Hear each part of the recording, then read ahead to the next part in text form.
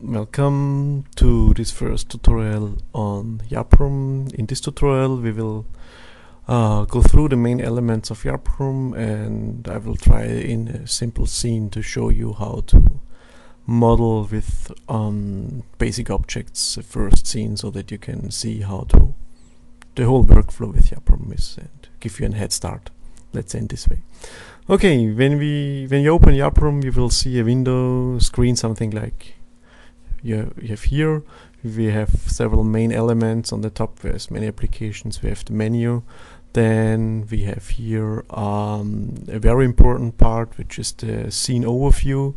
The scene overview is giving you an tree view of your scene, and we structure in trees the layers of your scene. Layers are like something like file folders or so, where you can group objects together. You can give layers a set of properties. If you click on one layer, you can see here the properties. You can have a name, it can have a type. The types are derived from POV-Ray, so they can be union, difference, intersection, and merge. So you can, the objects within will perform the Boolean operation on each other as described in the name. You can give it a color. So I will try this one and give it some reddish color. So all objects that will be within this layer will then later be drawn in the viewport with this color. Then you always have one active layer. The active layer is shown in bold text up there, and also when activated here, you see now my unnamed layer is the active layer. Active layers is the layer that all layer operations will perform on. For example, if you create a new object, then it will be put in the active layer. So layer can be turned be visible or invisible. This helps when you have working on large scenes. You can switch off to certain layers to be drawn so that you can focus on the element you're currently working on, or to increase performance if you have a layer with very many objects. Then layers can have textures. Textures are then applied to all objects within this layer except the object itself as an own texture. And you can transform a layer. This will perform a group transformation like translation, scale, and rotation on all the objects inside. So for example, you could make a layer car and then have 4 layers with wheels. Then each wheel would have a translation to the right position around the car. And if you want to rotate the wheel, you would change the rotation here. But if you want to move the car around, you would take the car layer and move it around. And also you can have texture transformation, which you have here on the bottom. Texture transformation are applied to the textures, which is sometimes helpful if your object is of very small scale or very big scale, to adjust the texture according to the scale of the object.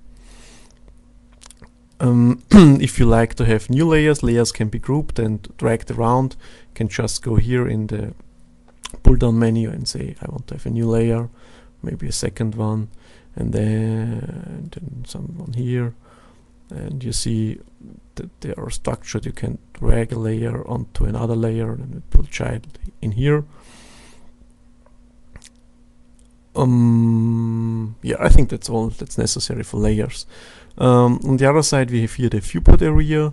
The viewport shows in different configured views your scene.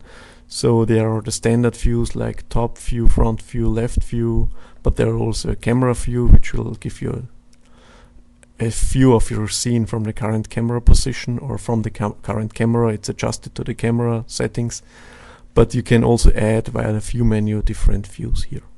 Like if you want to have a back view, or quite helpful is a 3D view, which is a freely positionable view with the control button. Pressing the control button and the right mouse button, you can rotate, and by just pressing the left mouse button you can drag it around, and so you can watch your scene from many sides and and this helps you for inspecting objects or so. For normal working, I prefer layout as it is here today, so with the tabbed view, so like starting on the top view, working on some things. So if in the viewports you can zoom in and zoom out with the scroll wheel, and by pressing the middle mouse button you can drag the view around and say, okay, I want to be here somewhere like at -8 or 7, and then zoom in and zoom out. As you see, we have here a grid. To adjust that grid or any other properties of the viewport, you can here go to the properties dialog. Here you have the grid. You can also have a snap to grid, so all mouse actions will snap to this grid. Then we have here the render style and also a far and a near clip plane, which is especially for drawing accuracy. If you don't like the layout, you can always take the handle here on top and drag around the elements. This is also true for the other element, for the other few elements in Y.A.P.R.M. So you could just here and can say, okay, I wanted to have it here on the side.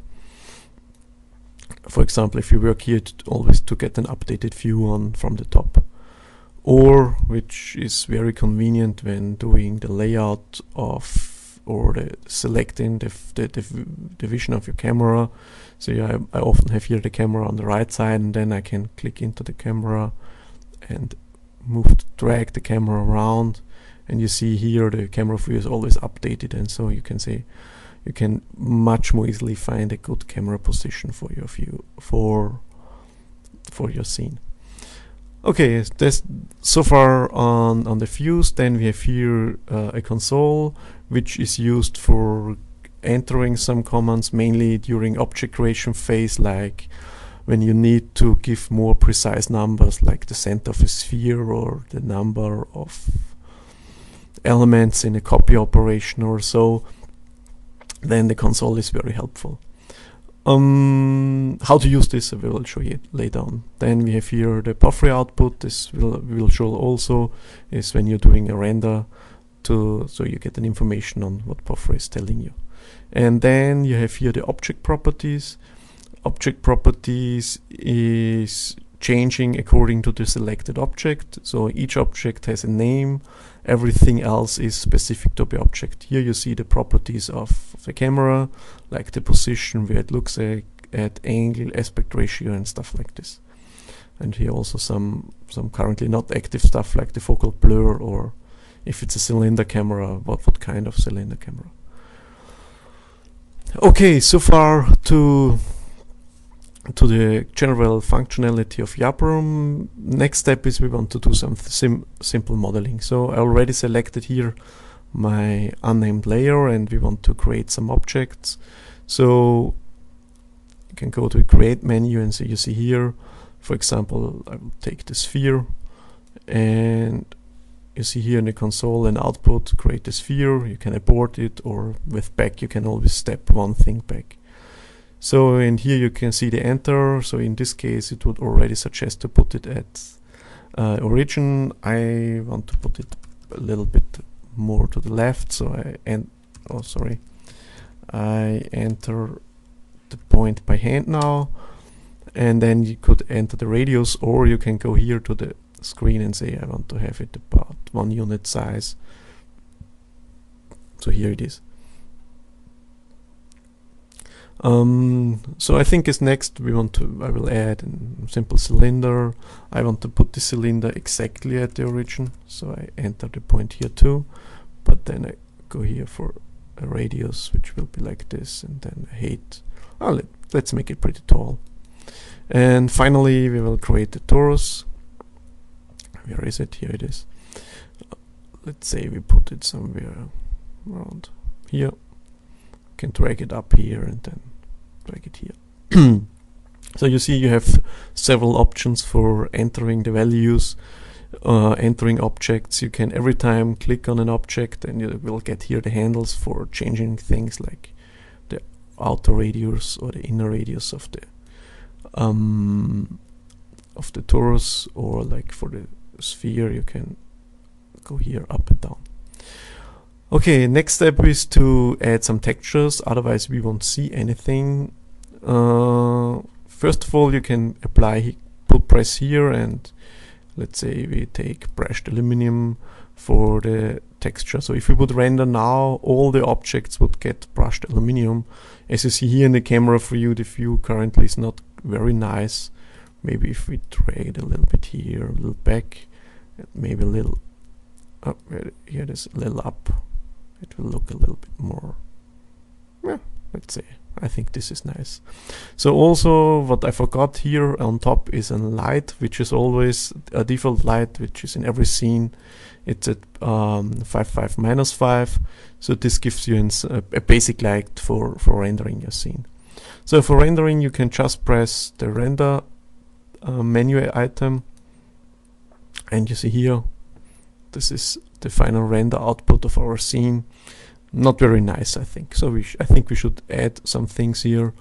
Maybe we change the texture of the sphere to some wood material, like let's say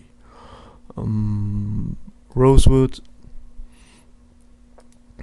And as rosewood is rather rough, I would say I would scale it a little bit down so that it's nicer. And let's say we want to give this sphere also a texture. In this case, let's say take a stone, maybe just like the first one here. Pretty fine.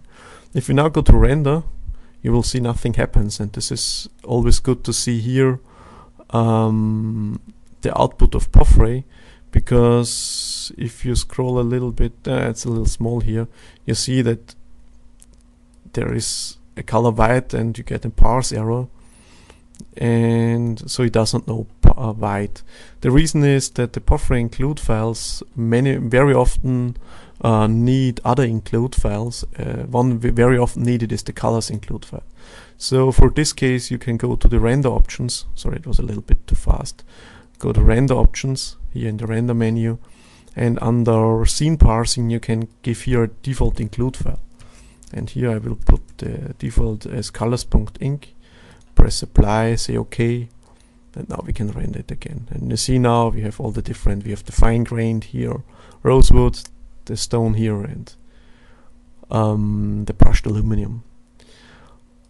Okay, this was the first tutorial on Y.A.P.R.M. More are up to come on doing GSG construction, on doing poly objects, and also a little bit more about the features provided by the edit functionality. Thanks for watching.